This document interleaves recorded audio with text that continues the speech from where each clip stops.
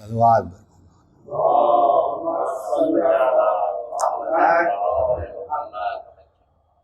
میر انیس کا یہ مرثیہ جب کربلا میں داخلہ شاہد ہوا، اس کے کچھ بند پیش کرتے ہیں۔ جب کربلا میں داخلہ شاہدی ہوا،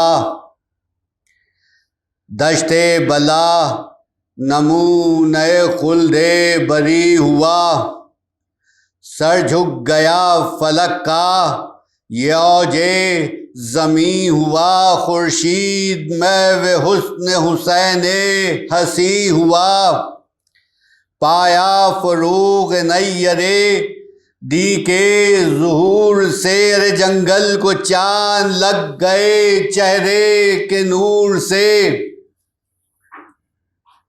زہرا کے اختروں سے زمیں آسماں ہوئی، غازی جہاں چلے وہ زمیں کہکشاں ہوئی، سب عرض پاک غیرت باغ جنا ہوئی، ایسا مکی ملا کہ رفیع المقا ہوئی، دامن جو پاک صاف تھا دست مصاف کا احرام باندھا، کعبہ نے اس کے طواف کا،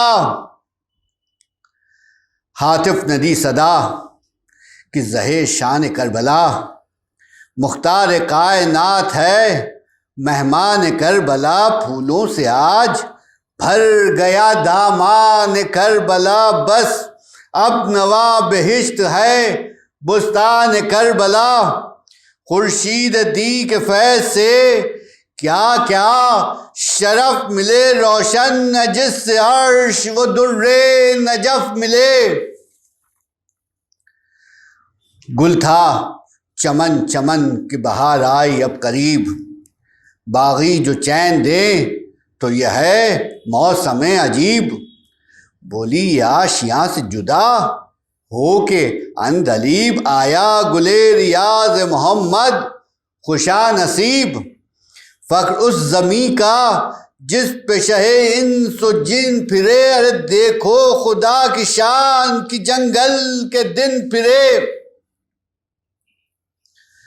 کہتی تھی آسمان سے زمین فلک حشم، کیوں آج مرتبہ میں زیادہ ہے تو کہ ہم، مجھ پر ہیں وہ جو مہر نبوت پہ تھے قدم، ذرے سے یہاں کے بھی تیرے شمس و قمر ہیں کم، اب تو یہ خاک سار بھی کیواں اساس ہے، زیور جو عرش کا تھا وہ سب میرے پاس ہے، پھیلی جو نکھتے چمنے شاہ بحر و بر، صحرا میں لہلہا گیا سبزہ بھی سر بسر، جلدی ہوا نے جا کے یہ دریا کو دی خبر، آیا تیری کچھار میں مختار خشک و تر، جب تک وہ بحر فیض برائے وضو بڑھے، بڑھ کر قدم تو لے تو تیری آبرو بڑھے، بولے فرس کو روک کے شاہ فلک وقار، منزل پہ ہم پہنچ گئے احسان کردگار، آگے نہ اب بڑھائے کوئی یہاں سے راہوار، یہ وہ زمیں ہے جس کے لیے دل ہے بے قرار، قربان اس مکان سعادت نشان کے، پایا در مراد بڑی خاک چھان کے، اترا یہ کہہ کے کشت یہ امت کا ناخدا، جتنے سوار تھے وہ ہوئے سب پیادہ پا، حضرت نے مسکرا کے یہ ہر ایک سے کہا دیکھو تو کیا ترائی ہے، کیا نہر کی فضا، اکبر شگفتہ ہو گئے صحرا کو دیکھ کر، ربا جھومنے لگے دریا کو دیکھ کر، بولے یہ ہاتھ جوڑ کے عباس نامور، خیمہ کہاں بپا کریں یا شاہ بحر بر، ایذا ہے محملوں میں بہت اہل بیت پر بچے ہیں نازکی میں گلوں سے زیادہ تر، کب سے ہماریوں کے ہیں پردے چھٹے ہوئے، گرمی کے مارے دم ہے سبو کے گھٹے ہوئے۔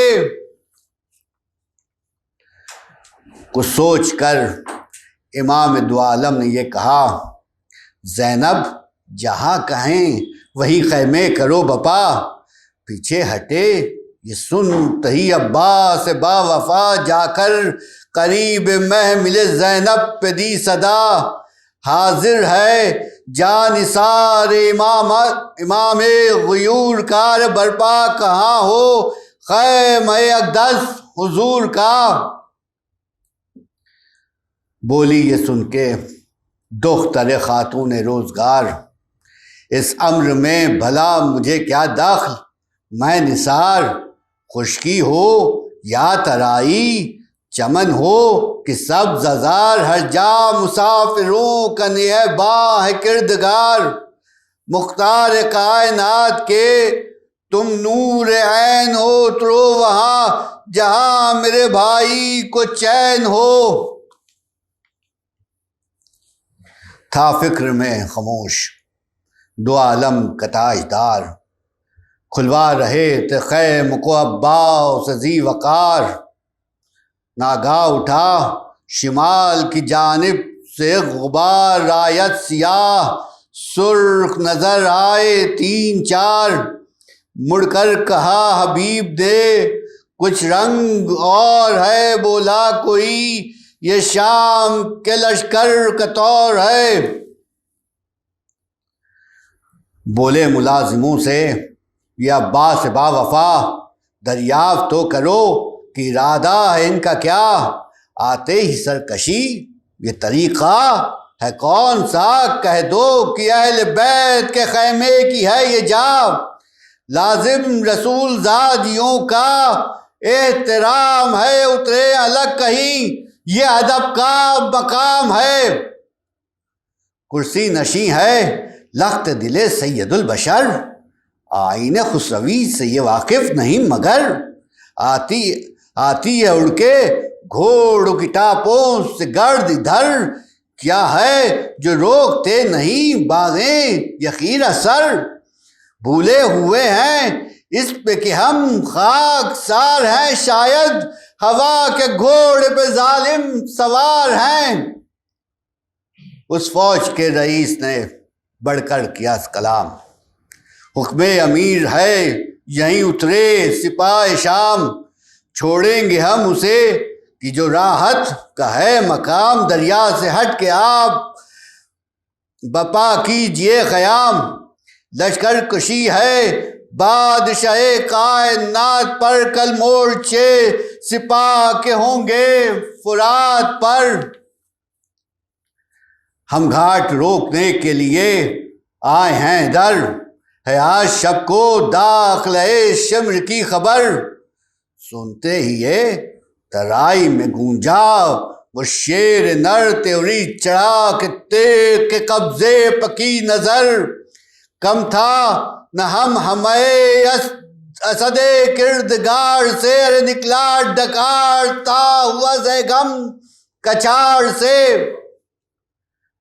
غصے میں رکھ کے دوش پہ شمشیر برق دم، نعرہ کیا اسد نے کہ تم سے ہٹیں گے ہم، گر فوج قاہرہ کی ہے آمد تو کیا ہے غم، گرتا ہے کٹ کے سر وہی جس جا جمے قدم، بھپرے جو شیر سامنے آتا نہیں کوئی، یہ آنکھ وہ ہے جس میں سماتا نہیں کوئی، دنیا ہو ایک طرف تو نہ آئے خیال میں، لاکھوں پہ اپنی تیغ چلی ہے جدال میں، گیتی ہو بے نشاں اگر آئیں جلال میں، ہے سب طرح کا رمز محمد کی آل میں، دریا ہے کیا یہ شیر ہٹے جس کو چھوڑ کے، جب پل بنا دیا در خیبر کو توڑ کے۔ تم کون ہو؟ حسین ہے مختار خوشخطر، ان کے سوائے کون شہنشاہ بحر و بر، دیکھو فساد ہوگا بڑھو گے اگر ادھر، شیروں کا یہاں عمل ہے تمہیں کیا نہیں خبر، سبقت کسی پر ہم نہیں کرتے، لڑائی میں بس کہہ دیا کہ پاؤں نہ رکھنا ترائی میں، ارض و سما کو ہم تہو بالا کریں ابھی، جو سرکشی کرے اسے پسپا کرے ابھی، اس سرزمین کو خون کا دریا کرے ابھی، ساحل تک آئے جو اسے ٹھنڈا کریں ابھی، بولے کوئی تو تن سے سر اس کا جدا کرے، خیمہ بپا نہ ہو تو قیامت بپا کرے، الٹی جناب قاسم ذی شان آس تھی، قبضے پہ ہاتھ رکھ کے بڑے اکبر حسین، بولے بگڑ کے حضرت زینب کہ میں جبھی شیروں سے کیا ترائی کو لیں گے یہ اہل کی، کہیے تو نیز آباد کو ہم دیکھ بھال، ارے تیوری کو ہی چڑھائے تو آنکھیں نکال لیں، بڑھتا تھا جھومتا ہوا جس دم وہ شیر نر، گرتا تھا کوئی ڈر کے ادھر اور کوئی ادھر، تیغیں جو کھنچ گئیں تو ہوا اور شور و شر، گھبرائے اہل بیت شہنشاہ بحر و بر، آگوش میں پھپھی کے سکینہ دہل گئی، ارے گل پڑ گیا کہ گھاٹ پہ تلوار چل گئی، چلائی روکے زینب ناشاد و نامراد، ہے خبر تو لو کہ کیا ہے خبر تو لو کہ یہ کس سے ہوا فساد، غربت زدوں سے کیا سبب کینہ ہوئے ناد، دیکھے کوئی کدھر ہے شہنشاہ خوش نہاد، ہمشیر کو نثار امام امم کرو، ارے لوگو دعائیں اکبر مہرو پہ دم کرو،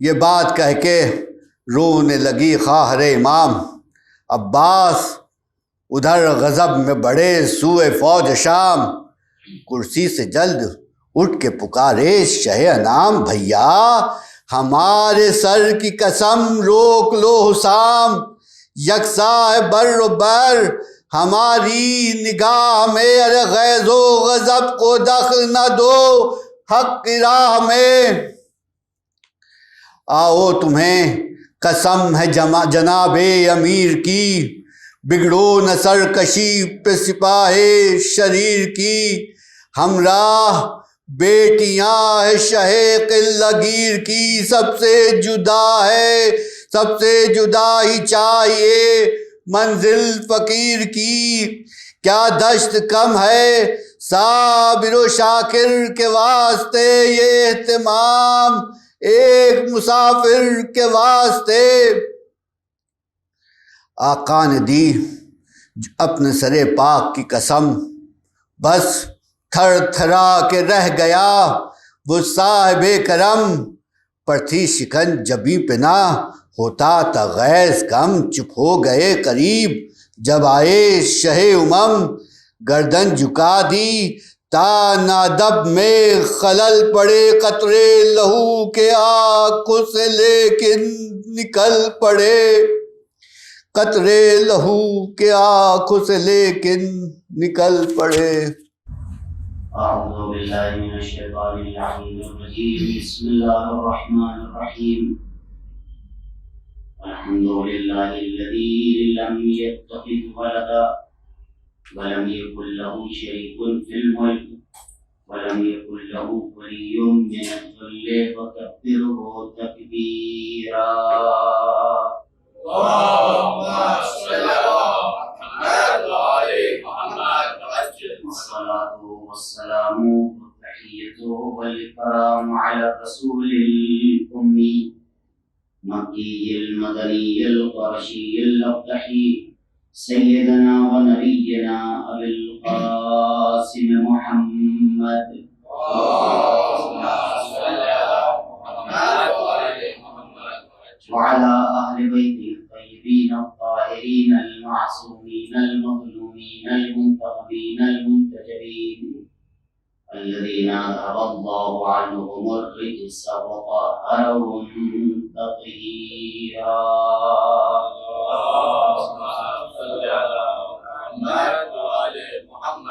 سيدنا بقية الله المنتظر محدثه الثاني عشر واللعن على أعدائهم وقاتليهم وغاصبي حقوقهم ومنكري فضائلهم ومصائبهم وولايتهم من ليلتنا هذه إلى يوم الدين آمين رب العالمين. أما بعد فقد قال رسول الله صلى الله عليه وآله وسلم إني تارك فيكم الثقلين كتاب الله وعترتي أهل بيتي ما إن تمسكتم بهما لن تضلوا بعدي ولن يفترقا حتى يرد علي الحوض. صلى محمد.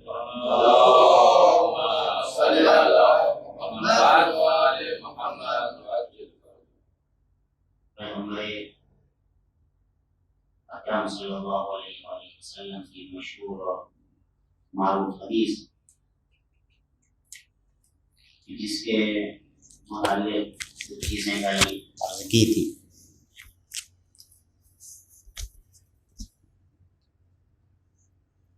اور یہ بیان کیا تھا کہ حدیث شریف ثقلین ان احادیث میں سے ہے کہ اگر سارے فضائل و کمالات اہل بیت کو ہٹا دیا جائے تو یہی ایک حدیث کافی ہے کہ جس سے اہل بیت کے فضائل و کمالات کو بیان کیا جا سکتا ہے. اور یہ حدیث ان حدیثوں میں سے ہے کہ جو سند کے اعتبار سے متواتر ہے، یعنی اتنے لوگوں نے اس حدیث کو نقل کیا ہے. صحابہ کی بات ہو رہی ہے، صحابہ میں اتنے لوگوں نے اس حدیث کو نقل کیا ہے کہ جس کو جھٹلانے کی گنجائش نہ شیعوں کے اندر ہے نہ اہل سنت کے اندر. اور اسی لیے آپ دیکھیے کہ یہ حدیث دونوں فریق کے ہاں، چاہے وہ شیعہ ہوں چاہے سنی ہوں، دونوں کے ہاں متفق علیہ کہ یہ حدیث پیغمبر نے بیان فرمائی. انی تارک فیکم الثقلین، ہم تمہارے درمیان دو بھاری بھرکم اور وزنی چیزیں چھوڑ کے جا رہے ہیں. وہ دو بھاری بھرکم اور وزنی چیزیں کون سی ہیں؟ کتاب اللہ و عترتی. ایک اللہ کی کتاب ہے اور دوسرے پیغمبر اکرم کی عطرت ہے، اہل بیت پیغمبر. یہ دو وہ ہیں کہ ما ان تمسکتم بہما لن تضلوا بعدی، اگر ان دونوں سے متمسک رہو گے، اٹیچ رہو گے، ان کا دامن پکڑے رہو گے، میرے بعد گمراہ نہیں ہوگے. دیکھیں پیغمبر اکرم ضمانت لے رہے ہیں، گارنٹی لے رہے ہیں. وَلَن يَفْتَرِقَا، دوسری گارنٹی اس چیز کی بھی لے رہے ہیں کہ نہ قرآن اہل بیت سے جدا نہ اہل بیت قرآن سے جدا ہوں گے، یہ دونوں ساتھ ساتھ رہیں گے. دیکھیں ساتھ ساتھ رہنے کا مفہوم دو طرح کا ہوتا ہے. ایک تو یہ ہوتا ہے کہ مثال کے طور پر کسی کے ساتھ شادی ہو گئی، یہ دونوں ایک ساتھ ہمیشہ رہیں گے. بھائی ہیں، یہ پوری زندگی ساتھ میں رہیں گے. باپ بیٹے ہیں، یہ پوری زندگی ساتھ میں رہیں گے. ایک یہ مفہوم ہوتا ہے. دوسرا مفہوم ساتھ رہنے کا کہ ہمیشہ یہ ساتھ میں رہیں گے، فکری اعتبار سے، سوچ کے اعتبار سے، راستے کے اعتبار سے، طریقت کے اعتبار سے، ہر اعتبار سے یہ ساتھ ساتھ رہیں گے. جہاں قرآن پر آنچ آئے گی وہاں اہل بیت اسے بچائیں گے، جہاں اہل بیت پر آنچ آئے گی وہاں قرآن اسے بچائے گا. یہ دونوں ساتھ ساتھ ہمیشہ رہیں گے. ساتھ ساتھ ہونے کا اب جس مفہوم میں بھی لیجئے، اہل بیت اور قرآن ساتھ ساتھ میں ہیں اور ان کے درمیان جدائی نہیں آ سکتی ہے. اہل بیت عدیل قرآن ہے، قرآن عدیل اہل بیت ہے، دونوں برابر ہیں. یہ ہمیشہ ساتھ ساتھ رہیں گے. اہل بیت علیہم الصلاۃ والسلام کی شخصیت وہ ہے کہ جن کی زندگی سے قرآن کو جدا نہیں کیا جا سکتا، اور یہی وجہ ہے کہ کٹا ہوا سر نوکے نیزہ پر قرآن کی تلاوت کر کے بتا رہا تھا کہ تلوار کے ذریعے سر و تن میں جدائی تو کی جا سکتی ہے، مگر موت دے کر قرآن و اہل بیت کے درمیان جدائی نہیں ڈالی جا سکتی۔ ایک صلوات پڑھیں محمد والے محمد۔ یہ دو چیزیں ہیں کہ جسے پیغمبر ہمیں دے کے گئے ہیں، ہمیں اپنی زندگی میں جو مشکلات آئیں ان دونوں کے وسیلے سے حل کرنا ہے۔ وَلَن يَفْتَرِقَا حَتَّى يَرِدَ عَلَيَّ الْحَوْض، یہ دونوں چیزیں ایک دوسرے سے جدا نہیں ہوں گی، نہ قرآن اہل بیت سے جدا نہ اہل بیت قرآن سے جدا، یہ دونوں ساتھ ساتھ میں ہمیشہ رہیں گے۔ حتی یرد علی الحوض، یہاں تک کہ یہ حوض کوثر پر پہنچ جائے۔ اور یہ کل عرض کیا تھا کہ اگر ان کے اعتبار سے دیکھا جائے کہ جو لوگ یہ کہتے ہیں کہ پیغمبر نے اپنا وارث و وصی و خلیفہ نہیں بنایا، تو پھر اس جملے کا کیا مفہوم ہوگا کہ وَلَن يَفْتَرِقَا حَتَّى يَرِدَ عَلَيَّ الْحَوْض، کہ ان کے درمیان جدائی نہیں ہو سکتی۔ اس حدیث کی روح سے جب تک قرآن باقی رہے گا اس وقت تک اہل بیت کی ایک فرد ہو کہ جو قرآن کی تفسیر کرتی رہے۔ اسی حدیث شریف کی روح سے ایک شخصیت ہونی چاہیے کہ جب قرآن کے اوپر آنچ آئے تو وہ قرآن کی حفاظت کرے، اگر کسی کے ذہن میں کوئی سوال ہو تو اس سوال کو وہ دور کرے، اس لیے کہ قرآن بول کے تو جواب نہیں دے سکتا ہے نا۔ اس لیے کہ آپ دیکھیں کہ قرآن کافی نہیں ہے۔ کچھ لوگوں نے کہا تھا پیغمبر کے سامنے کہ ہمارے لیے کتاب خدا کافی ہے، لیکن حشر کیا ہوا کہ وہ پہلی فرصت میں ذلیل ہوئے کہ نہیں، قرآن کافی نہیں ہے بلکہ ایک مفسر قرآن کی ضرورت ہے۔ دیکھیں بعض لوگ یہ کہتے ہیں کہ پیغمبر نے اپنی زندگی میں بصراحہ اعلان نہیں فرمایا، امیر المومنین کی وصایت کا، امیر المومنین کے خلافت کا صراحت کے ساتھ اعلان کر دیتے۔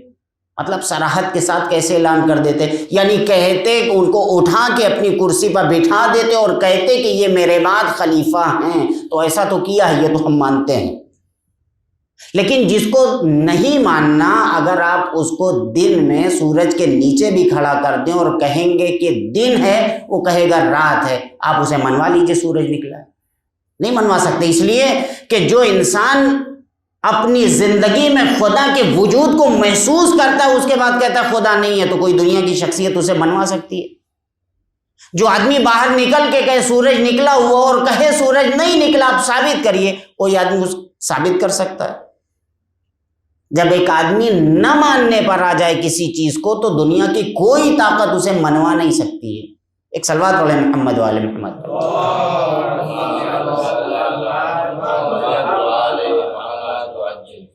دیکھیں اب اس سے زیادہ صراحت کیا ہوگی کہ 1.25 لاکھ کے مجمع میں امیر المومنین کو پیغمبر اکرم اپنے ہاتھوں پہ بلند کر کے فرما رہے من کنت مولا فہذا علی مولا۔ اب جب اتنی صراحت کے ساتھ اعلان کرتے نہیں صاحب یہاں پر تو مولا کے معنی دوست کے ہیں، اس کا کیا علاج ہے؟ بھائی جب ایک آدمی لاجک ماننے کو تیار نہیں ہے، منطق ماننے کو تیار نہیں ہے، تو اس کو کیسے منوایا جا سکتا ہے؟ پیغمبر کو بصراحہ اعلان کرنا چاہیے تھا تو ہم مان لیتے، اگر پیغمبر بصراحہ بتا دیتے کہ یہ ہیں تو ہم مان لیتے۔ آپ نے کیا مانا؟ پیغمبر ہر روز 5 مرتبہ مسجد میں آ کر نماز پڑھتے تھے، یہ تو بصراحہ تھا۔ آپ اس میں بھی اختلاف کرتے ہیں، آپ کو خود نہیں معلوم کہ پیغمبر ہاتھ کہاں سے باندھتے تھے، باندھ کے بھی پڑھتے تھے کہ نہیں پڑھتے تھے؟ کوئی کہتا ہے یہاں سے باندھتے تھے، کوئی کہتا ہے یہاں سے باندھتے تھے، کوئی کہتا ہے ناف کے اوپر، کوئی کہتا ہے ناف کے نیچے، کوئی کہتا ہے داہنا بائیں کے اوپر، کوئی کہتا ہے بایاں دائیں کے اوپر، کوئی کہتا ہے یہاں سے باندھنا چاہیے، کوئی کہتا ہے یہاں سے باندھ۔ تو جو کام بصراحہ پیغمبر نے کیا ہے، جب آپ نے اس کو نہیں مانا تو وسیع پیغمبر کی جس کی ذات معیار جنت و جہنم ہے، آپ اس کو کیسے مان سکتے ہیں؟ ایک صلوات پڑھیں محمد والے محمد پر.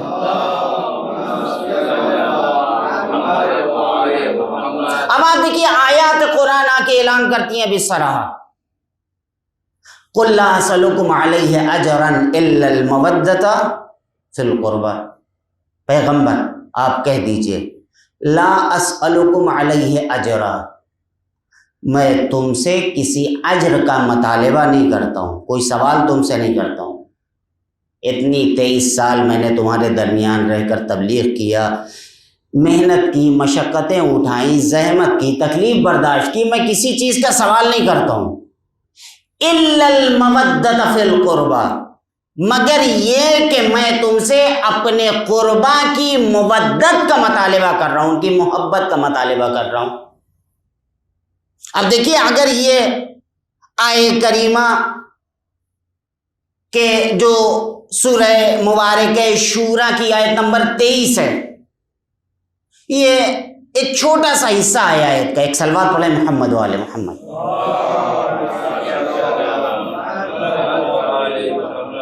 اگر آپ دیکھیے تو اس آیت سے پہلے والی آیت یعنی سورہ شورا کی آیت نمبر 22، سورہ شورا قرآن مجید کا 42واں سورہ ہے، اس سورے کی 22ویں آیت، اس میں خدا کیا کہتا ہے؟ وَتَرَى الظَّالِمِينَ مُشْفِقِينَ مِمَّا كَسَبُوا.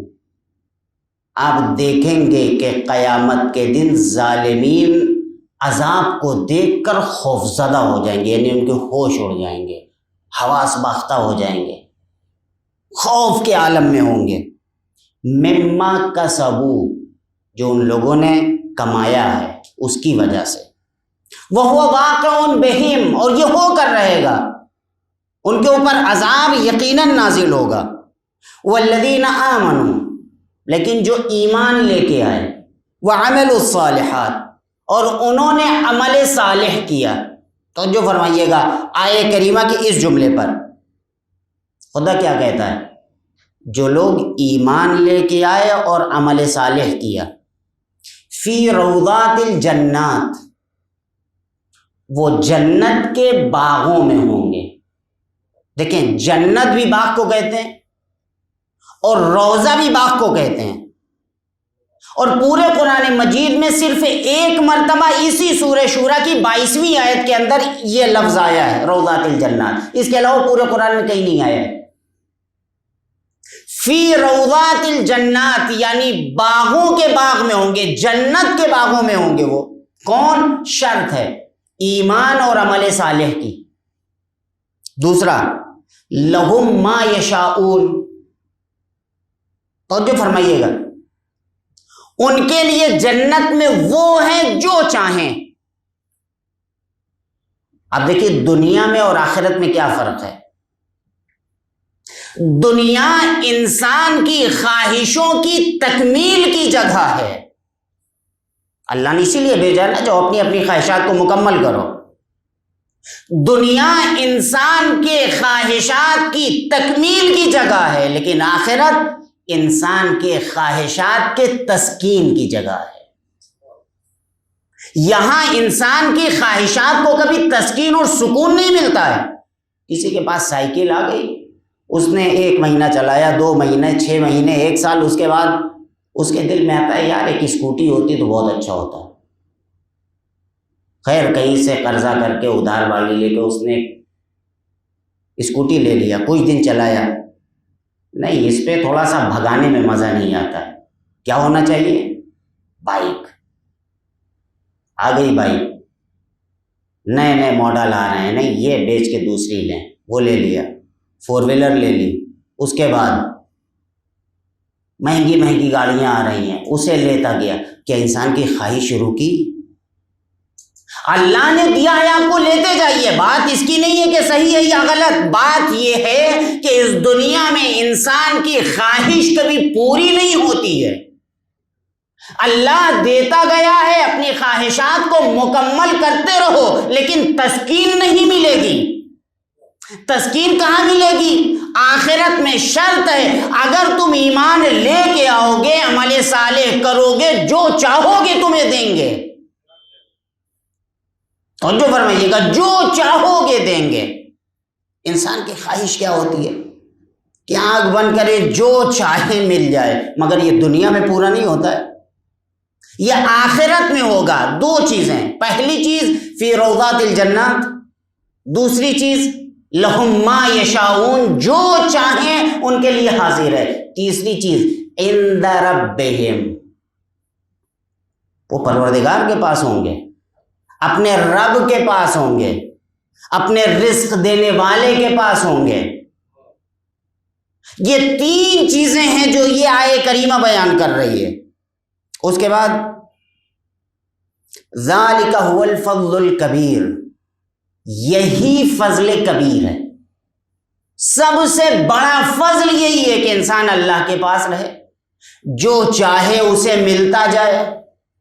تو جو فرمائیے گا، جو چاہے اسے ملتا جائے، انسان کو جنت مل جائے، اور خصوصاً جس اصطلاح کی طرف قرآن مجید نے اشارہ کیا ہے روضات الجنات، وہ مل جائے۔ مگر اس سے بھی زیادہ انسان کچھ چاہتا ہے نہیں۔ یہ کہاں کا وعدہ کیا جا رہا ہے؟ آخرت کا۔ کب؟ جب انسان ایمان اور عمل صالح والا بن جائے تب۔ تو اس کے لیے وعدہ کیا جا رہا ہے کہ تمہیں آخرت میں دیں گے، لیکن کچھ وہ صاحبان ایمان ہیں کہ جن کی محبت ہی علامت ایمان ہے، کچھ وہ ذوات مقدسہ ہیں کہ جو معیار و میزان ہیں، خدا نے وہاں نہیں بلکہ یہاں ان کو دیا ہے، جو چاہو پروردگار عالم تمہارے صدقے میں مہیا کر سکتا ہے۔ ایک صلوات پڑھ دیں محمد و آل محمد پر۔ اب اس کے بعد دوسری آیت شروع ہوتی ہے کہ جس کے اندر پروردگار عالم نے سوال محبت کیا اور سوال مودت کیا ہے۔ بہت جلدی جلدی اپنی گفتگو آگے بڑھاتے ہوئے، قُلْ لَا أَسْأَلُكُمْ عَلَيْهِ أَجْرًا إِلَّا الْمَوَدَّةَ فِي الْقُرْبَى وَمَنْ يَقْتَرِفْ حَسَنَةً نَزِدْ لَهُ فِيهَا حُسْنًا۔ جو انسان نیکی کرے گا ہم اس کی نیکیوں میں اضافہ کرتے جائیں گے۔ ان اللہ غفور شکور، اللہ غفور ہے اور شکور ہے، مغفرت کرنے والا ہے، اور جو لوگ نیک کام کرتے ہیں پروردگار عالم انہیں سراہتا ہے۔ توجہ فرمائیے گا، اس آیہ کریمہ کی اگر آپ کو تفسیر دیکھنا ہے تو قرآن مجید کی دوسری آیات آپ کو ملاحظہ کرنی پڑیں گی۔ ایک صلوات پڑھیں محمد والے محمد پر۔ پروردگار عالم نے قرآن مجید کے اندر جناب نوح کا تذکرہ کیا، لوط کا تذکرہ کیا، شعیب کا تذکرہ کیا، ہود کا تذکرہ کیا، صالح کا تذکرہ کیا، اور سب کے ساتھ اجر رسالت بیان کیے کہ ان لوگوں سے بھی پیشکش کی گئی کہ آپ نے اتنی تکلیف کی ہے، اتنی زحمت کی ہے، اتنی پریشانی اٹھائی، آپ بھی کچھ بتائیں تو ہم آپ کو دیں۔ قرآن مجید نے نقل کیا ہے وَمَا أَسْأَلُكُمْ عَلَيْهِ مِنْ أَجْرٍ إِنْ أَجْرِيَ إِلَّا عَلَى اللَّهِ، ہم تم سے کسی اجر کا مطالبہ نہیں کرتے، ہمارا اجر اللہ کے اوپر ہے کہ جو رب العالمین ہے وہ دے گا، آپ کے دینے کی ضرورت نہیں ہے۔ لیکن دوسرے مقامات پر سورہ سبا آیت نمبر 47 اور سورہ فرقان آیت نمبر 57، ان دو مقامات کے اوپر جو پروردگار عالم نے اجر رسالت کی بات کی ہے، اگر وہ آپ سمجھ لیں تو اس سے جو پیغمبر نے سوال کیا ہے یہ آپ کے ذہن میں آ جائے گا۔ سورہ سبا میں ارشاد ہوتا ہے قُلْ مَا سَأَلْتُكُم مِّنْ أَجْرٍ فَهُوَ لَكُمْ، میں نے تم سے اجر کا مطالبہ نہیں کیا، لیکن جو کیا ہے فَهُوَ لَكُمْ، وہ تمہارے ہی لیے ہے۔ اس لکم میں لام فائدہ ہے، لام منفعت ہے، یعنی اس میں ہمارا کوئی فائدہ نہیں ہے، جو سوال کر رہے ہیں وہ اس میں تمہارا فائدہ ہے۔ جیسے قرآن مجید نے ایک جگہ پر اور لام منفعت کا استعمال کیا ہے، ادعونی استجب لکم، مجھ سے دعا کرو، مجھ سے مانگو، میں تمہیں دوں گا، لیکن ہر نہیں دعا قبول نہیں کروں گا، ہر چیز نہیں دوں گا، لکم جو تمہارے فائدے میں ہوگی۔ وہاں پر بھی لام منفعت ہے، یعنی جس چیز میں تمہارا نقصان ہوگا زندگی بھر دعا مانگتے رہو پھر بھی ہم قبول کرنے والے نہیں ہیں، ہر اس چیز کو دیں گے کہ جس میں تمہارا فائدہ ہو۔ پیغمبر نے بھی اجر رسالت کا مطالبہ کیا تو ہر اجر نہیں، اس کا فائدہ تمہارے ہی لیے ہے، ہمیں اس کا کوئی فائدہ نہیں ہے۔ دوسری جگہ پر سورہ فرقان میں قل ما اسألکم علیہ من اجر الا من شاء ان یتخذ الی ربہ سبیلا، ہم تم سے سوال نہیں کرتے ہیں اجر کا مگر یہ کہ جو اللہ تک جانا چاہے، جو سبیل اللہ کا اتخاذ کرے، جو سبیل اللہ کو چنے، جو اللہ تک پہنچنا چاہتا ہے۔ اس کا مطلب یہ ہے کہ جو پیغمبر اکرم نے محبت کا سوال کیا، یہ محبت کوئی عام محبت نہیں ہے، یہ محبت انسان کو اللہ تک پہنچانے کے لیے ہے۔ توجہ فرمائیے گا، یہ محبت انسان کو اللہ تک پہنچانے کے لیے، یعنی اگر ہم چاہتے ہیں کہ اللہ تک پہنچیں تو آل محمد سے، قربائے پیغمبر سے محبت کریں تاکہ وہ ہمیں اللہ تک پہنچا دیں، اور یہ ہمارا ہی فائدہ ہے۔ اب دیکھیں کہ انسان سوال کسی سے کب کرتا ہے؟ پیغمبر نے 23 سال تکلیف اٹھائی، 23 سال زحمت اٹھائی، پریشانی اٹھائی، اس کے بعد سوال کر رہے ہیں قُلْ لَا أَسْأَلُكُمْ عَلَيْهِ أَجْرًا إِلَّا الْمَوَدَّةَ فِي الْقُرْبَى، ہم تم سے کسی اجر کا مطالبہ نہیں کرتے، ہم تم سے کچھ نہیں چاہتے مگر یہ کہ ہمارے قربا سے محبت اختیار کرو، محبت کرو۔ سوال یہ ہے کہ یہ اجر کسے کہتے ہیں؟ توجہ فرمائیے گا، اجر کسے کہتے ہیں؟ اجر کہتے ہیں مزدوری، جسے کہتے ہیں فارسی میں مزد، مزدوری کا انسان کب مطالبہ کرتا ہے؟ جب کام پورا ہو جائے۔ اگر کسی آپ مزدور کو پکڑ کے لے آئیں، اپنے گھر پہ کہیں کہ تمہیں کام کرنا ہے، اس نے 2 گھنٹہ کام کیا اور اس کے بعد کہنے لگا ہم جا رہے ہیں، آپ دیں گے مزدوری؟ یا آپ نے کہا تھا کہ یہ کام کرنا ہے، اس نے وہ کام نہیں کیا، آپ شام میں واپس آپ نے دیکھا کچھ کیا ہی نہیں اس نے، آپ اسے دیں گے مزدوری؟ تو جو فرمائیے گا آپ اسے دیں گے مزدوری؟ نہیں، اس لیے کہ آپ جس مقصد کے لیے لے کے آئے تھے وہ مقصد پورا ہی نہیں ہوا۔ اب اس کا مطلب یہ ہوا کہ جو گزشتہ انبیاء سے سوال کیا گیا تھا اجر رسالت کا، جب ان سے کام پورا نہ ہو سکا تو انہوں نے اجر رسالت کا مطالبہ نہیں کیا، لیکن پیغمبر اجر رسالت کا مطالبہ کر رہے ہیں۔ اچھا، سوال یہ ہے کہ پیغمبر کو کس کام کے لیے بھیجا گیا تھا؟ قرآن مجید نے ذکر کیا ہے، ایک اچھا موضوع ہے اور ایک دلچسپ موضوع ہے کہ پیغمبر کا کام کیا تھا، یا پیغمبر نے وہ کام کیا یا نہیں کیا۔ جب انسان کام کرے گا تبھی تو مزدوری دی جائے گی، زبردستی تو اسے مزدوری دی نہیں جائے گی۔ کب مزدوری دی جائے گی؟ جب کام پورا کرے۔ پیغمبر کا ہدف کیا تھا؟ پیغمبر کا مقصد کیا تھا؟ سورہ مبارکہ جمعہ آیت نمبر 2، هو الذی بعث فی الامیین رسولا منہم یتلو علیہم آیاتہ ویزکیہم۔ تلاوت آیات یعنی انسان کی فطرت کے اندر جو پروردگار عالم نے اس کی فطرت کے اندر توحید و رسالت و امامت و ولایت کو ودیعت کیا ہوا ہے، چھپایا ہوا ہے، وہ لوگوں کے سامنے بیان کرے۔ تلاوت کتاب، وَيُزَكِّيهِمْ، ان کے نفسوں کا تزکیہ کرے۔ کون؟ پیغمبر۔ نفسوں کا تزکیہ کا کیا مطلب ہوتا ہے؟ دلوں کو پاک کریں، نفسوں کا تزکیہ کریں۔ بغیر تزکیے کے انسان کہیں نہیں پہنچ سکتا ہے۔ اگر اللہ تک پہنچنا ہے تو پہلے اپنے نفس کو پاک و پاکیزہ کرو تاکہ خدا مل جائے۔ وَيُعَلِّمُهُمُ الْكِتَابَ وَالْحِكْمَةَ، قرآن مجید نے بیان کیا ہے، اور تاکہ انہیں تعلیم کتاب و حکمت دی جائے۔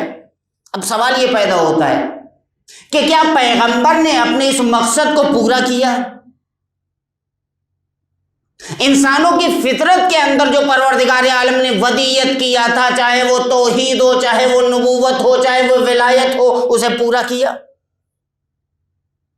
پیغمبر نے تو کیا کام اپنا جہاں تک ہو سکتا تھا، لیکن کیا لوگوں نے اسے قبول کیا، ایکسیپٹ کیا؟ لوگ پاک و پاکیزہ ہو گئے؟ ہاں ہو گئے لوگ. اگر ہو گئے تو روایات کیوں بیان کرتی ہیں کہ بعد پیغمبر اکرم لوگ دین سے منحرف ہو گئے 3 اور 4 افراد کے علاوہ؟ اس کا مطلب یہ کہ نفس پاک نہیں تھا. اگر پاک ہوتا تو در علی کو چھوڑ کر اور کہیں نہ جاتے. توجہ فرمائیے گا.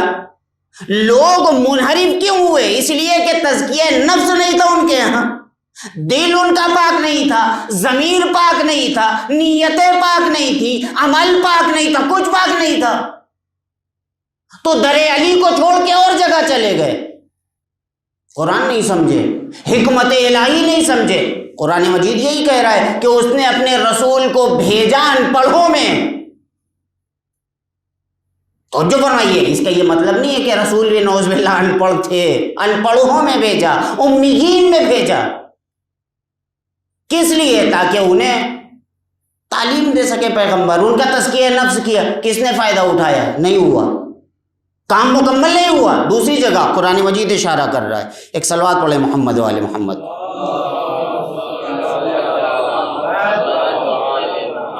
لقد ارسلنا رسلنا بالبینات، ہم نے اپنے رسولوں کو بھیجا واضح اور صاف صاف نشانیوں کے ساتھ.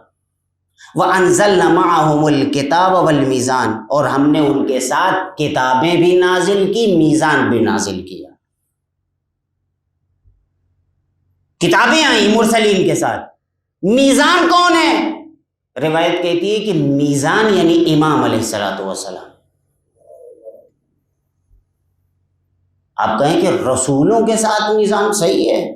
خود امیر المومنین فرماتے ہیں میں نے آدم کی مدد کیا، میں نے نوح کی مدد کیا، میں نے ابراہیم کی مدد کیا. یہ کون ہے؟ خود پیغمبر اکرم کی مدد کی کھل کے، سب کی مدد کی پوشیدہ طریقے سے. وَأَنزَلْنَا مَعَهُمُ الْكِتَابَ وَالْمِيزَانَ. اس کے بعد کا جو جملہ ہی یہ ہے میں لِيَقُومَ النَّاسُ بِالْقِسْطِ، تاکہ لوگوں کے درمیان عدالت قائم کی جائے. قسط اور عدل میں یہی فرق ہے. قسط جسے کہتے ہیں جو سماج کے اندر انصاف قائم کیا جاتا ہے اسے قسط کہا جاتا ہے، اور جو شخصی طریقے سے انسان کو کورٹ میں جاتا ہے اسے عدل کہا جاتا ہے. لِيَقُومَ النَّاسُ بِالْقِسْطِ، تاکہ وہ لوگوں کے درمیان قسط و عدالت قائم کرے. لوگوں کے درمیان عدل و انصاف قائم ہوا؟ یہ آپ سے سوال ہے. پیغمبر کو اللہ نے کس لیے بھیجا؟ تاکہ لوگوں کے درمیان آ کر پیغمبر عدل و انصاف قائم کر سکے. قائم ہوا؟ ہاں ہوا. اگر ہوا تو بنت رسول کا حق لوٹ لیا گیا. مدینے میں کوئی ایسا نہیں تھا کہ جو فاطمہ کا ساتھ دیتا. سب سے بڑی بے ایمانی تو رسول کے ساتھ کی گئی. سب سے بڑی بے ایمانی تو حق زہرا کو چھین کے کی گئی. پورے مدینے بھر میں کوئی ایسا مرد نہ تھا جو کہتا کہ اللہ نے قرآن کے اندر بیان کیا ہے کہ خدا نے رسول کو بھیجا ہے تاکہ لوگوں کے درمیان قیام عدل کریں. لیکن سب سے پہلے رسول کی آنکھ بند ہوتے ہی تم نے اسی دن یا دوسرے دن حق سیدہ کو چھین لیا. سب سے پہلی بے ایمانی. رسول اپنے مقصد میں کامیاب ہوئے. دیکھیں مقصد کیا تھا. رسول اپنے مقصد میں کامیاب ہوئے. پورے دنیا میں عدل و انصاف قائم ہوا. آپ کہہ رہے مدینے میں قائم ہوا. پیغمبر مدینے کے رسول نہیں تھے، انٹرنیشنل رسالت تھی. تو انٹرنیشنل لیول پر قیام عدالت ہونا چاہیے تھا، نہیں ہوا. اس کا مطلب یہ ہے کہ یہ مقصد بعثت پیغمبر ناقص رہ گیا. آگے آئیے دوسری جگہ پر قرآن کہہ رہا ہے هو الذی ارسل رسولہ بالہدی، سورہ توبہ 33. هو الذی ارسل رسولہ بالہدی ودین الحق، وہی وہ ہے کہ جس نے اپنے رسول کو بھیجا ہدایت اور دین حق کے ساتھ. لِيُظْهِرَهُ عَلَى الدِّينِ كُلِّهِ، تاکہ وہ تمام دینوں کے اوپر اپنے دین کو غالب کرے. اسلام سارے ادیان کے اوپر غالب ہوا؟ اکثریت کس کی ہے، اسلام کی یا کرسچنس کی؟ مقصد پورا ہوا پیغمبر کو بھیجنے کا؟ آپ کہیں نہیں۔ جب پیغمبر کا کوئی مقصد جسے قرآن مجید نے بیان کیا ہے پورا نہیں ہوا تو اجر رسالت کا مطالبہ کیوں کر رہے ہیں؟ اجر اسی وقت دیا جاتا ہے کہ جو آپ کو کام دیا گیا ہے آپ پورا کریں۔ پیغمبر نے تو کوئی کام پورا نہیں کیا۔ کتاب انزلنا الیک لتخرج الناس من الظلمات الی النور، پیغمبر ہم نے آپ کو کتاب دی، اس کتاب کو دینے کی وجہ یہ ہے تاکہ آپ لوگوں کو ظلمت سے نکال کر نور میں لے کے جائیں۔ محقق ہوا وعدہ، پورا ہوا وعدہ، سارے لوگ نور سے ظلمت سے نکل کر نور کی وادی میں پہنچے۔ نور کون ہے؟ آل محمد ہیں۔ ظلمت کون ہے؟ جو آل محمد کے علاوہ لوگ ہیں جنہوں نے ان سے اپنا رشتہ توڑ دیا ہے۔ وعدہ پورا ہوا نہیں ہوا؟ سوال یہ ہے کہ یا رسول اللہ آپ بھی بتائیے کہ آپ نے پھر اجر رسالت کا مطالبہ کیوں نہیں کیا؟ کیوں کیا؟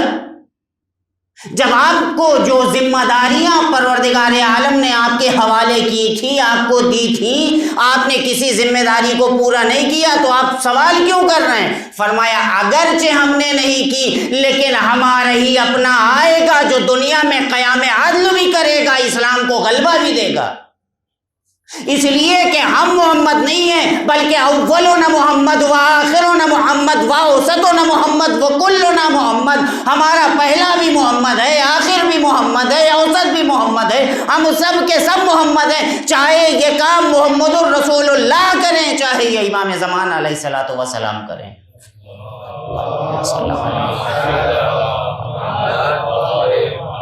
بات یہی ہوتی ہے نا کہ کام محقق ہونا ہے، اس لیے کہ اگر آپ پیغمبر کو صرف محمد کے اندر ڈھونڈیں گے تو آپ ذات پیغمبر کو مکمل نہیں پا سکتے ہیں۔ آپ کو ان 14 ہستیوں کو ایک تصور کر کے دیکھنا ہوگا۔ اسی لیے آپ دیکھیے کہ مثال کے طور پر شجاعت دیکھنی ہے تو امام حسین کی دیکھو، سخاوت دیکھنی ہے تو امام حسن کی دیکھو، علم دیکھنا ہے تو امام باقر کا دیکھو،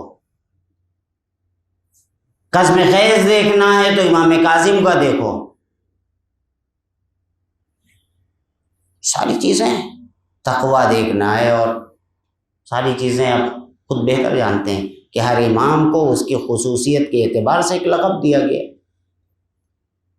تو کیا امام کے اندر وہی خصوصیت پائی جاتی تھی؟ نہیں، بلکہ یہ عصمت ایک جسم ہے کہ جس کے یہ مختلف زاویے ہیں، ایک عصمت کے 14 زاویے ہیں، جس زاویے سے دیکھو گے وہاں اس زاویے سے مکمل پاؤ گے، جس جہت سے دیکھو گے، جس اینگل سے دیکھو گے۔ یہ ایک شخصیت نہیں ہے، یہ 14 مل کر ایک شخصیت بنتی ہے۔ یہ آل محمد علیہ الصلوۃ والسلام ہیں، ان کی محبت پروردگار عالم نے فرض کی ہے، ان کی محبت کا اثر ہوتا ہے۔ اب دیکھیے جناب میثم تمار کی شخصیت ایسی تھی، تاریخ نے یہ بیان کیا ہے کہ جناب میثم تمار امیر المومنین کے ساتھ رہے ہیں۔ کب؟ جب امیر المومنین کوفے پہنچے۔ امیر المومنین کوفے کب پہنچے؟ سن 36 ہجری میں، اور 40 ہجری میں امیر المومنین کی شہادت ہو گئی ہے۔ یعنی کل آپ کو 3.5-4 سال ملے ہیں جناب میثم تمار کو کہ امیر المومنین کے ساتھ رہیں، اور ان 3.5-4 سالوں کے اندر جناب میثم تمار کمال کے کس جگہ پہ پہنچ گئے تھے، کمال کے کس مقام پہ پہنچ گئے تھے کہ جہاں 3.5 سالوں کے اندر امیر المومنین نے اپنے اس دوست کی ایسی تربیت کی تھی کہ جب جناب میثم تمار کی ملاقات عبداللہ ابن عباس سے ہوئی تو جناب عبداللہ ابن عباس سے فرمایا کہ آؤ ہم تمہیں درس تفسیر دیتے ہیں۔ جناب ابن عباس امیر المومنین کے شاگردوں میں سے وہ بھی تھے، وہ بھی ان کی شخصیت مفسر قرآن کی حیثیت سے پہچانی جاتی تھی پورے جہان اسلام میں، لیکن ایک وہ شخصیت کی جو پیغمبر کا چچا زاد بھائی تھا، کہ جو شاگرد امیر المومنین تھے، کون؟ جناب عبداللہ ابن عباس، چچا زاد بھائی، شاگرد، صحابی پیغمبر، سب کچھ، اس کو 3.5 سے 4 سال امیر المومنین کے ساتھ رہنے والا شخص کہہ رہا ہے آؤ ہم تمہیں تعلیم دیں۔ یہ کوئی تعجب کی بات نہیں ہے، یہ شخصیت اس کمال پہ پہنچ گئی تھی۔ اور جب جناب میثم تمار نے عبداللہ ابن عباس کے سامنے قرآن کے رموز کھولنے شروع کر دیے اور ان سے باتیں بتانی شروع کر دی تو عبداللہ ابن عباس کہتے ہیں میرا دل یہ چاہتا تھا کہ انہوں نے جو جو تفسیر قرآن کی ہے میں اسے جلا ڈالوں۔ یہ کیسی بہکی بہکی باتیں کر رہا ہے؟ ایک جملہ کہیں کہ جب انسان، کون سا انسان؟ عبداللہ ابن عباس جیسی شخصیت کہ جو اتنے سال امیر المومنین کا شاگرد رہا، جب وہ میثم تمار کی شخصیت کو نہ پہچان سکا تو علی کی شخصیت کو لوگ کیا پہچانیں گے؟ لوگ حسن و حسین کی شخصیت کو کیا پہچانیں گے؟ ان کو درک کرنا مشکل ہی نہیں، ناممکن ہے۔ انسان انہیں کم حقو سمجھ ہی نہیں سکتا، یہ ہیں کون؟ جب انہوں نے سوچا کہ اسے اب جلا دیا جائے، نظر آتش کر دی جائے، یہ کیسی بہکی بہکی باتیں کر رہے ہیں، تو جناب میثم تمار نے کہا ابھی نہ جلاؤ، جب یہ دیکھنا کہ جو باتیں میں نے تم سے بیان کی ہیں وہ غلط ثابت ہو رہی ہیں اس وقت جلا دینا، لیکن اگر صحیح ہوں تو انہیں نہ جلانا، اپنے پاس محفوظ رکھ لینا۔ یہ علم منایا اور بلایا امیر المومنین نے تعلیم فرمائے تھے جناب میثم تمار کو۔ ہر انسان کے اندر ہضم کرنے کی صلاحیت نہیں ہوتی، جسے ہماری زبان میں کہا جائے کہ ہر انسان کا معدہ ہر کھانے کو پچا نہیں سکتا ہے، بہت مشکل چیز ہے، اور خصوصاً وہ علوم کے جنہیں آل محمد علیہ السلام نے کسی کو اپنا محرم راز بنا کر دیے ہیں، ہر انسان انہیں ہضم نہیں کر سکتا۔ اسی لیے آل محمد سب کو یہ علوم نہیں دیتے ہیں، جس کے اندر جتنی صلاحیت ہوتی ہے صرف اتنا ہی دیا جاتا ہے، اور اسی لیے اسرار آل محمد چھپانے کی تاکید کی گئی ہے کہ آل محمد کے رازوں کو چھپاؤ۔ اور جب امیر المومنین نے جناب میثم تمار سے یہ بتایا کہ تمہیں فلاں کھجور کے درخت میں پھانسی پہ لٹکایا جائے گا، کس جرم میں؟ ہماری محبت کے جرم میں۔ دیکھیں محبت اہل بیت کے اثرات ہوتے ہیں، تو بجائے یہ کہ ڈریں، خوف زدہ ہوں، موت سے گھبرائیں، ہر روز جا کر اس کھجور کے درخت کو پانی دینے لگے کہیں سوکھ نہ جائے۔ علی کے چاہنے والے ایسے ہوتے ہیں، علی کے محب ایسے ہوتے ہیں۔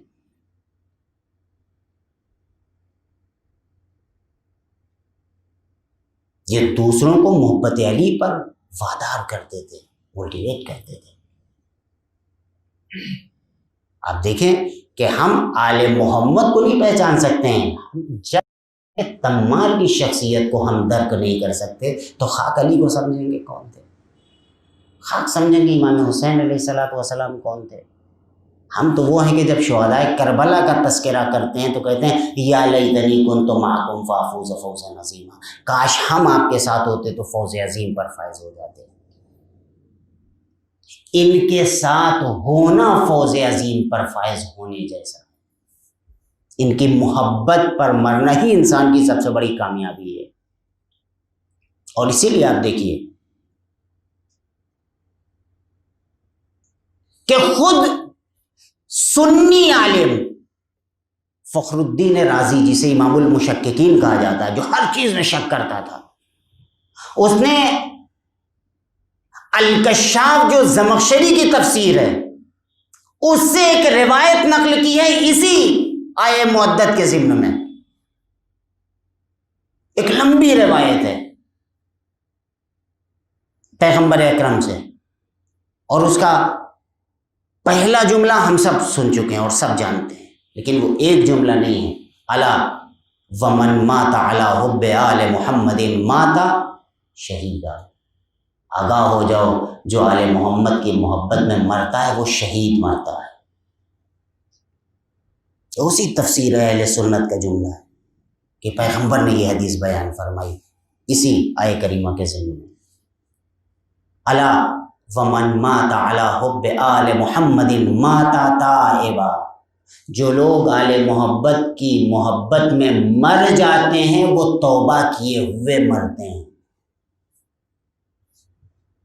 الا ومن مات علی حب آل محمد مات مؤمنا مستکمل الایمان، جو آل محمد کی محبت میں مر جاتا ہے وہ مومن کامل الایمان مرتا ہے۔ لیکن ایسے ایسے جملے ہیں، یہ کس نے نقل کیے؟ شیعوں نے نہیں، اہل سنت نے نقل کیے ہیں۔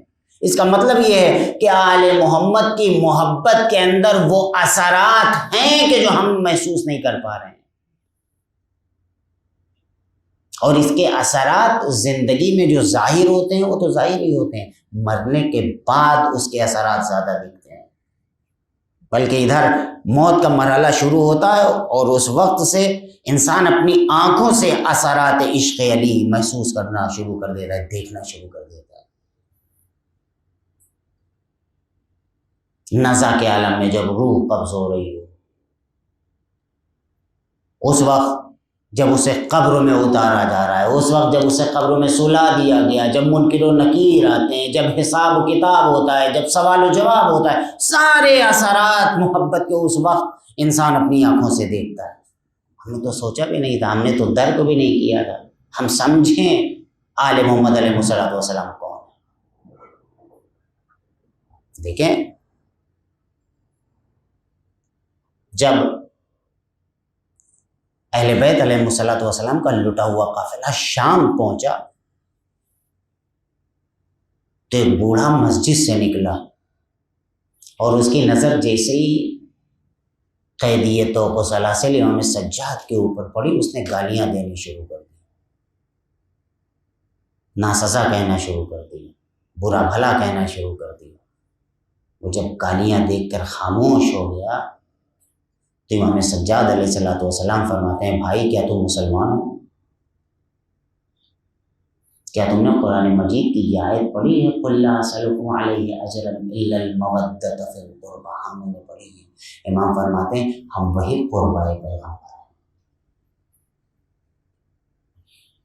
جب جملے امام سجاد نے نقل کیے ہیں، کیا تم نے قرآن مجید کے اندر آیت التطہیر پڑھی ہے؟ انما یرید اللہ لیذھب عنکم الرجس اہل البیت، اے بھائی وہی ہم اہل بیت ہیں کہ جسے پروردگار عالم نے رجس سے دور رکھا ہے، پاک و پاکیزہ قرار دیا ہے۔ وہ امام کے قدموں پہ گر گیا، فرزند رسول کیا میری توبہ قبول ہو سکتی ہے؟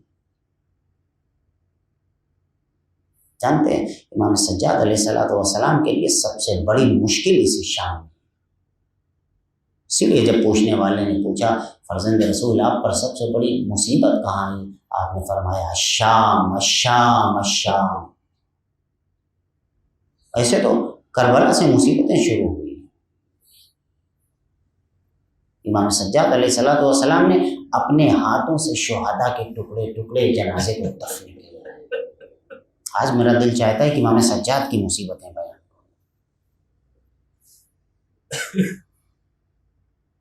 جب 12 یا 13 محرم الحرام کو امام سجاد علیہ الصلوۃ والسلام بیجاز کربلا پہنچے تو آپ نے کیا دیکھا کہ بنی اسد کے لوگ متحیر کھڑے ہوئے ہیں، کسی کو پہچانتے نہیں، یہ کس کا جنازہ ہے، یہ کس کا جنازہ ہے، یہ کس کا جنازہ ہے۔ اس لیے کہ جنازہ 2 طریقے سے پہچانا جاتا ہے، یا چہرے کے ذریعے یا کپڑے کے ذریعے۔ شہداء کے جسموں پر نہ کپڑے تھے نہ سر تھا، متحیر تھے، نہیں معلوم کس کا جنازہ ہے۔ امام سجاد علیہ السلام فرماتے ہیں آؤ میں تمہیں بتاتا ہوں کس کا جنازہ ہے۔ ایک ایک جنازے کو امام بتاتے رہے، بنی اسد والے جنازہ دفن کرتے رہے۔ میں نے روایت میں تو نہیں دیکھا، البتہ ذاکرین سے یہ سنا ہے کہ جب امام سجاد علیہ السلام سارے جنازے دفن کر چکے، بنی اسد والے جانے لگے تو امام سجاد فرماتے ہیں ابھی ایک جنازہ باقی ہے فرات کے کنارے، آؤ اسے بھی دفن کرتے ہیں۔ جانتے ہیں یہ کس کا جنازہ تھا؟ سرکار ابوالفضل عباس کا۔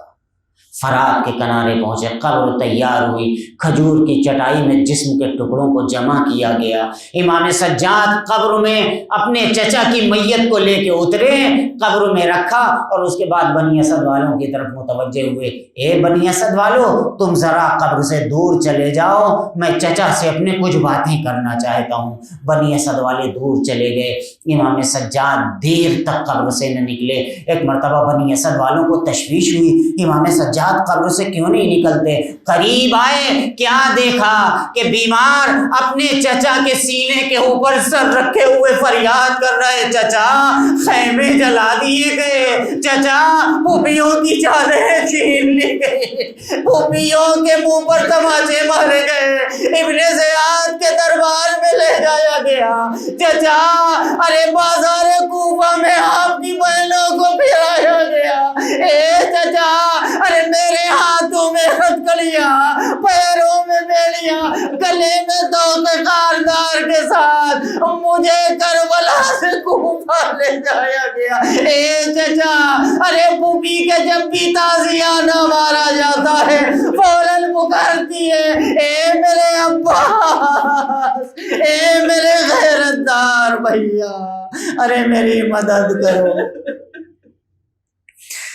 وَسَيَعْلَمُ الَّذِينَ ظَلَمُوا أَيُّ مُنقَلَبٍ يَنقَلِبُونَ إِنَّا لِلَّهِ وَإِنَّا إِلَيْهِ رَاجِعُونَ رَضًا بِقَضَائِهِ وَتَسْلِيمًا لِأَمْرِهِ مَا تَنْقَصُ۔ جب کربلا میں داخلے شاہدی ہوا، دکھیاری ماں کی رون کی آنے لگی صدا، زینب کا دل دھڑکنے لگا واہ محمدا، ارے بھائی سے اپنے حضرت شبیر نے کہا، سر یہی کٹانا ہے،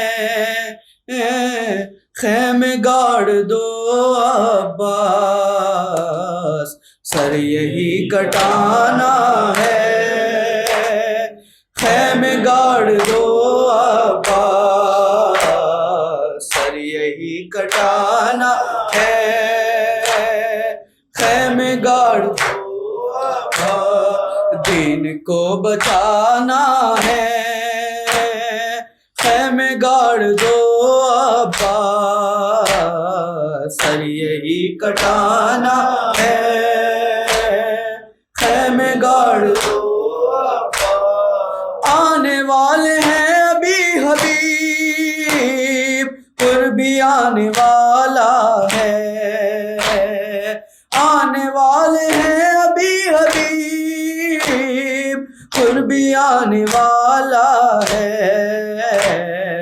نہر کا کنارہ ہے، خیمے گاڑ دو عباس، سر یہی کٹانا ہے، خیمے گاڑ دو عباس،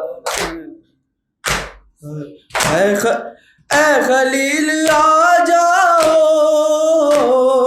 اور زبی کو لے آؤ، اے خلیل آ جاؤ اور زبی کو لے آؤ،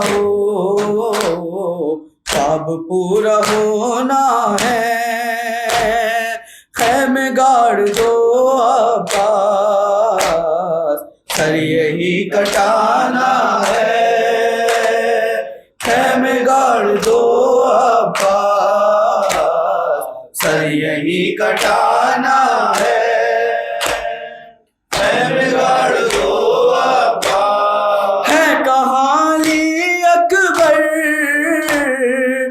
شبیہ پیغمبر ہے کہاں علی اکبر، وہ شبیہ پیغمبر برچھی اس کو کھانا ہے، خیمے گاڑ دو عباس سر یہی کٹانا ہے، خیمے گاڑ دو عباس سر یہی کٹانا ہے، خیمے گاڑ دو عباس۔ فضا کہہ دو زینب سے پیار کر لے بچوں کو، فضا کہہ دو زینب سے پیار کر لے بچوں کو،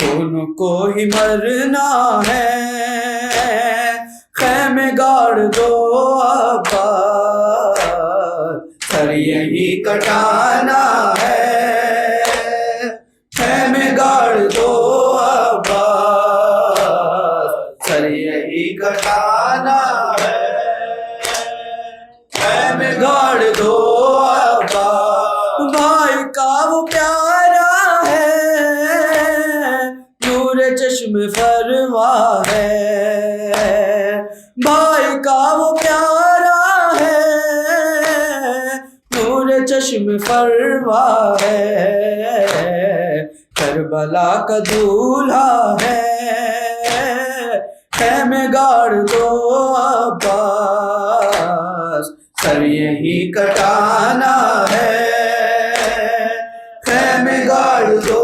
عباس سر یہی کٹانا ہے، خیمے گاڑ دو عباس۔ پیار کر لو اصغر کو اے رباب جی بھر کر، پیار کر لو اصغر کو اے رباب جی بھر کر، تیر اس کو کھانا ہے، خیمے گاڑ دو عباس سر یہی کٹانا ہے، خیمے گاڑ دو عباس سر یہی کٹانا ہے، خیمے گاڑ دو عباس۔ اے میرے جوان بھائی تم پہ میں فدا بھائی، اے میرے جوان بھائی تم پہ میں فدا بھائی، ہاتھوں کو کٹانا ہے، خیمے گاڑ دو عباس سر یہی کٹانا ہے، خیمے گاڑ دو عباس سر یہی کٹانا ہے، خیمے گاڑ دو عباس۔ اے حسن نہ گھبراؤ کربلا چلے آؤ، اے حسن نہ گھبراؤ کربلا چلے آؤ، یہ صدائے زہرا ہے، خیمے گاڑ دو عباس سر یہی کٹانا ہے، خیمے گاڑ دو عباس سر یہی کٹانا ہے، خیمے گاڑ دو عباس۔ یا حسین یا حسین یا حسین یا حسین۔